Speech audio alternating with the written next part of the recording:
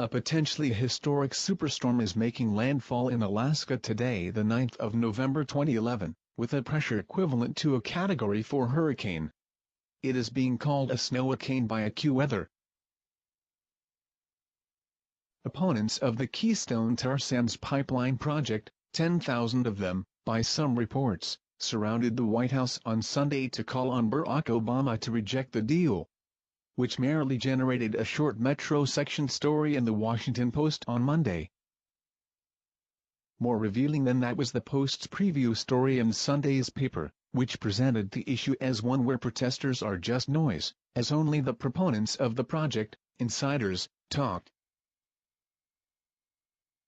The article quotes 6 different sources from the company trying to build the pipeline, consultants working for the company and U.S. and Canadian government officials. Climate activist Bill McKibben is the lone environmentalist voice quoted, and in the final paragraph, "If the protests are creating noise, the Post doesn't exactly seem eager to hear it."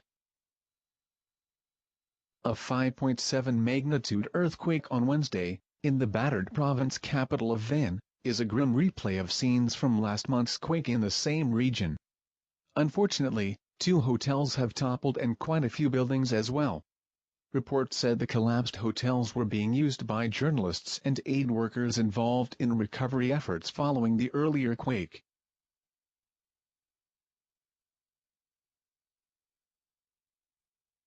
Leaders of the largest county in the U.S. state of Alabama have voted to file for a $4.1 billion bankruptcy, the costliest U.S. municipal failure ever. Jefferson County has about 658,000 residents and is home to Alabama's largest city, Birmingham. The bankruptcy was approved by the Jefferson County Commission by a 4-1 vote.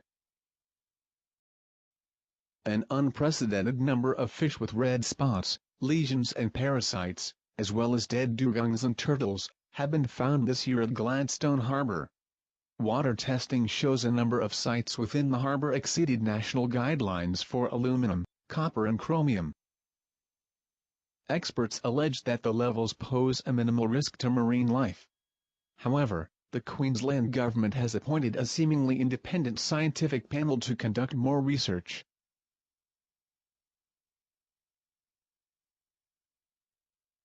For a 4-billion-year-old volcano, Tharsis Thalis isn't looking half bad.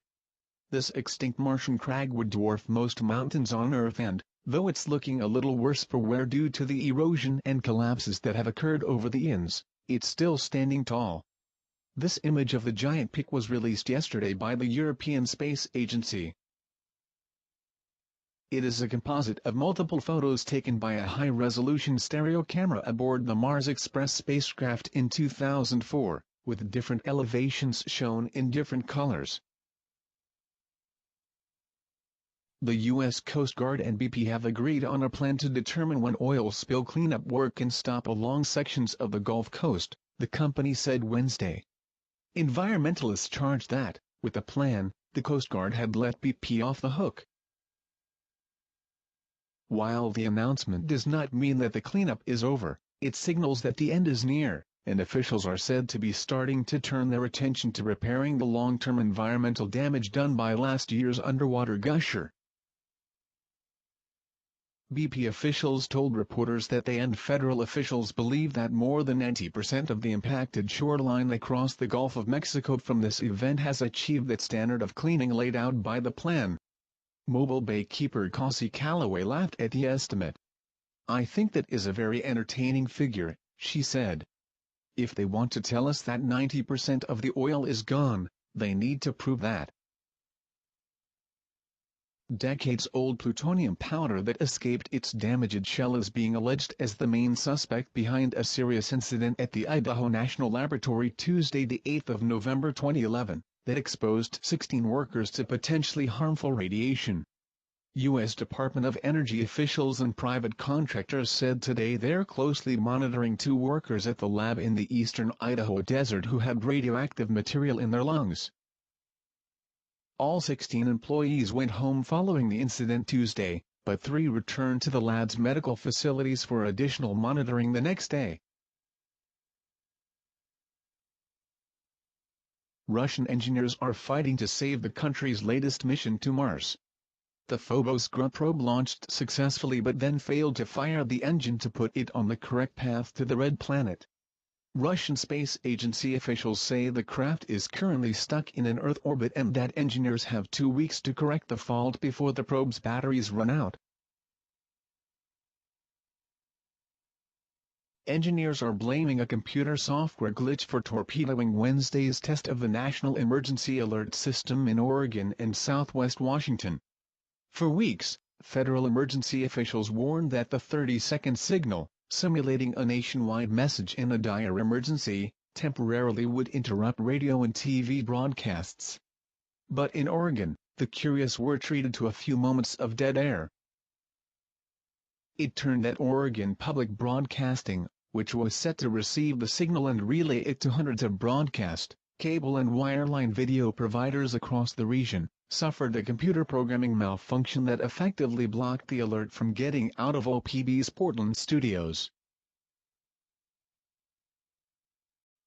Federal authorities charged 6 Estonians and a Russian with running a huge cybercrime enterprise Wednesday, alleging they infected more than 4 million computers in 100 countries with malicious software and earned $14 million in fraudulent advertising fees from them.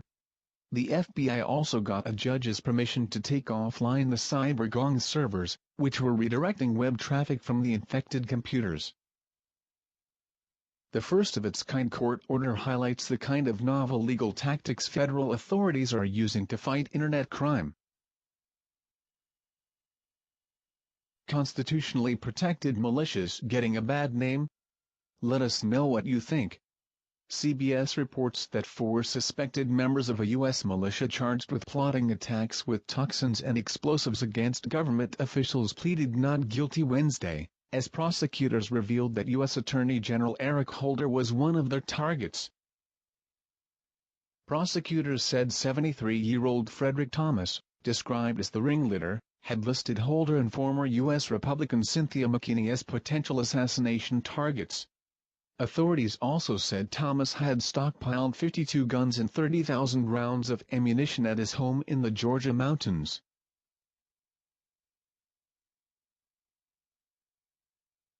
State biologists are investigating watermen's reports of a major die-off of oysters in the upper Chesapeake Bay that may have been caused by Tropical Storm Lee, a spokesman said today.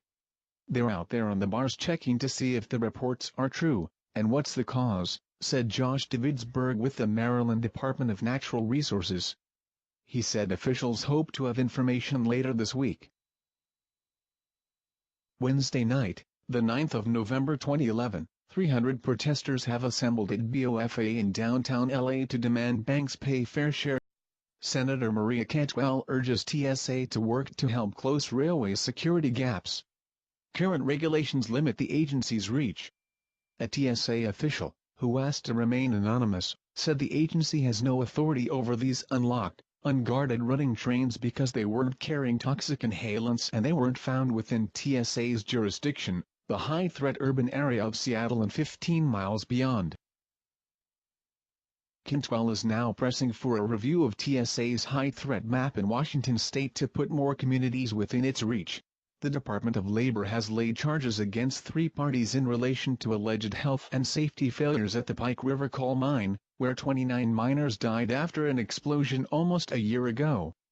25 charges were laid at the Greymouth District Court this morning, but the charges have not been specified because they could lead to the identification of the parties involved.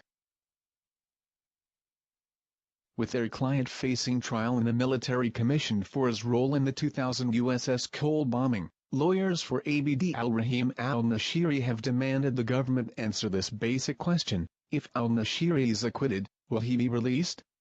Although the government refuses to say what it would do, it has made clear that it can continue to detain al-Nashiri regardless of the trial's outcome. The U.S. military plans to add a new lethal drone to its fleet, a robotic helicopter for the U.S. Navy equipped with laser-guided rockets, defense giant Northrop Grumman said Wednesday.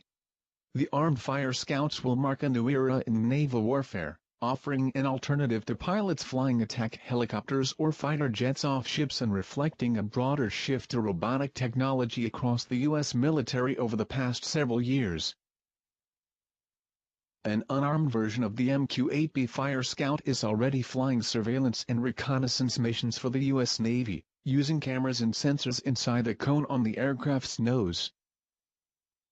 Also, check out this low-flying, modified Bell 206 helicopter with an undercarriage-mounted array of magnetometers. Police arrested 20 people when thousands of students marched through London on Wednesday in the latest display of anger against the Conservative-led government's austerity measures. Several of the arrests came after a group of protesters split away from the main route and pitched more than 20 pop-up tents at the base of Nelson's Column in Trafalgar Square, mirroring an encampment of anti-capitalist protesters over the last month at St. Paul's Cathedral. The 9 members of the U.S. Supreme Court show patterns of common voting that have allowed researchers using network theory to guess how individual justices would have voted in past cases with an accuracy of up to 83%, reports elite-owned New Scientist. Golf ball-size hail lashes Australia as Victoria's State Emergency Service has responded to more than 1,000 calls for help overnight after one of the wildest storms to lash the state this year. SES rescuers responded to cases of flash flooding, hail damage, people trapped in cars, unroofed homes and fallen trees. In one of the worst-hit areas, Frankston received 30 millimeters of rain in 20 minutes yesterday. Residents made more than 200 calls for help, including 150 about flooding and 40 about building damage. In Croydon, several people had to be rescued from their vehicles after they became stuck in flood waters. There were another 150 reports of fallen trees, many in towns northwest of Melbourne including Castlemaine, Woodend and Maryborough. The northeast endured the worst of the storm, where 65 millimeters of rain fell, the highest rainfall for the state.